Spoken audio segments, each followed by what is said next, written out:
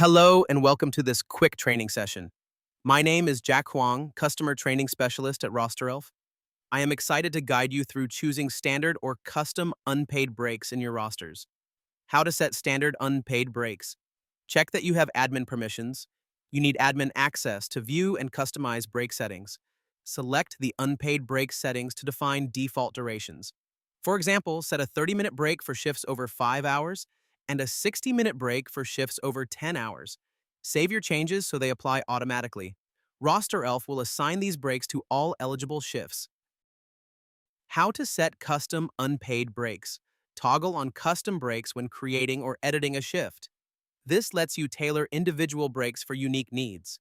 Choose a specific break start time. You can stagger breaks to ensure adequate coverage during busy periods. Enter the break duration you prefer. Staff will see exactly when and how long their break is. How to decide which option suits your needs. Remember that custom breaks override standard breaks when enabled. Use them for shifts requiring special coverage or different regulations. Rely on standard breaks for everyday rostering. They apply automatically whenever a shift meets the minimum length set in your rules. Combine both approaches for maximum flexibility. Default to standard breaks but customize as needed for certain roles or conditions. Thank you for watching. If you have any questions, our support team is here to help. Happy rostering!